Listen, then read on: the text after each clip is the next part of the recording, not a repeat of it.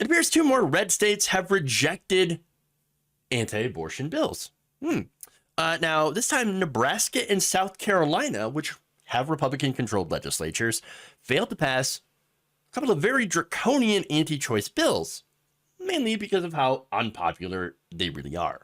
Unpopular and extreme. So let's go to Nebraska first, which tried to pass the Heartbeat Act, which would ban most abortions after 6 weeks, except for these few cases, rape and incest, or to preserve the life of the mother. But we know that those, exemptions are just generally garbage. But anyway, the bill ended up stalling in the legislature. Oh, and by the way, Heartbeat Act. There's no heartbeat at 6 weeks. it's electrical sickness. Okay, that's it. There is no heart.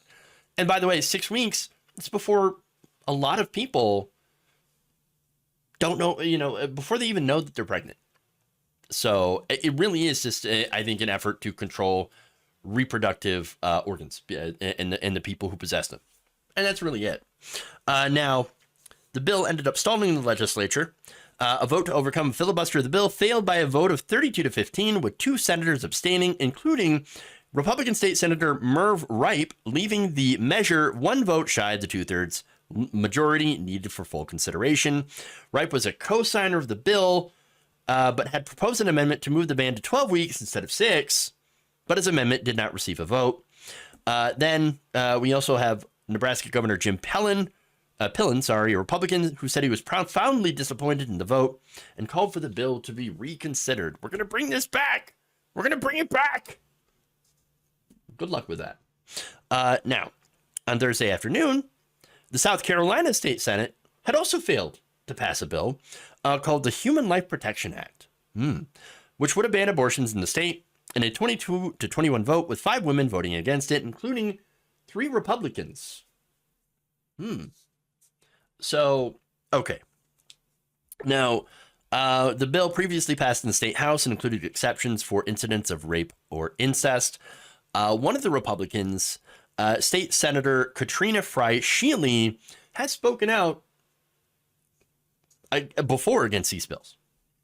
So here's what she said, and I think she's on the money when it comes to this.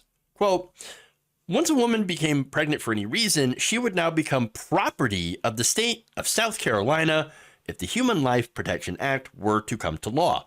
She could no longer make decisions on her own or at the advice of a well-trained doctor. Every female, regardless of her age, would suddenly become subject to the power of a code book regarding her health." Look, on that, she's not wrong. Of course, unfortunately, Republicans do tend to leave out people who are non-binary, trans men, anybody with a uterus with the capacity to get pregnant. But generally, yes, they're also affected by this bill.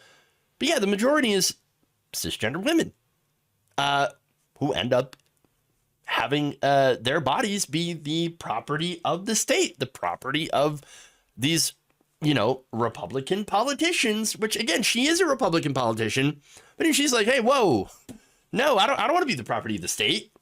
I don't want them to control my body. I don't want them to control anyone's body. Like, this is crap. And I agree. And look, there are other national Republicans, Representative Nancy Mace, also one who's speaking out against these abortion bans. And so, look, these bills, though, the whole point of putting these bills up is to control people's bodies. That's why conservative right-wing men love them. They love them. That's what they want. Now, it's not what the majority of the voters want. It turns out the majority of the public believes in freedom. I know. But freedom in America. Who would have thought? Who would have thought? Pew Research Center found that, and this was, they found that 62% of adults believe that abortion should be illegal. This is a more recent poll. Gallup found that 85% of Americans think abortion should be legal in all or most cases. Freedom. And in August, Kaiser Family Foundation poll found that only 25% of respondents wanted their state to outlaw abortions, including 32% of residents in states that have banned abortion after Roe was overturned, Well, a Gallup poll released in February found Americans' dissatisfaction with the country's abortion laws was at a record high of 69%. Ironic. With 46% wanting laws to be less strict, while only 15% think they should be more strict. So I think the American public is pretty clear here that they are against these laws. They're against having big state, a big nanny daddy state government coming in and regulating your body. Isn't it funny, though, the people that are like, how dare you make me wear a mask during a pandemic? How dare you advise me to get a vaccine? Are now the ones saying, we're going to make you carry a fetus to viability, even if it kills you in some cases. All right. If you're sure you want to go in that direction, good luck with that, because this country is pro-choice. We believe in freedom. And that's why these measures are failing all over the country. People don't want big government controlling them. And so, look, at the end of the day, I guess the only good thing that we can see here is it's costing Republicans elections. It's galvanizing people to turn out for Democrats, which at the very least are doing something.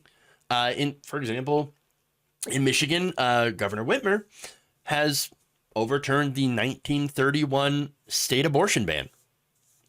And she's striking down other zombie laws. There's some stuff that she's doing that is fantastic on those issues. And so, good. This is what we see. But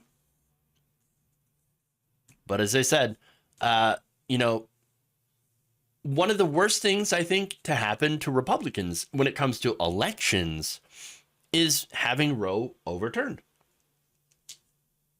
And so their big victory,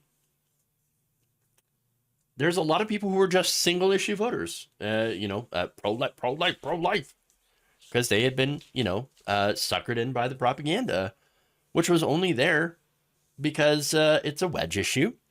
And it's the issue there that they want to talk about, the right wing does, because they don't want to talk about things that, for example, benefit corporations. Massive tax cuts for the rich. Not a very popular issue. And so with those people not turning out for, anti-abortion bills, they're losing. So, well, good. That's all I have to say about that.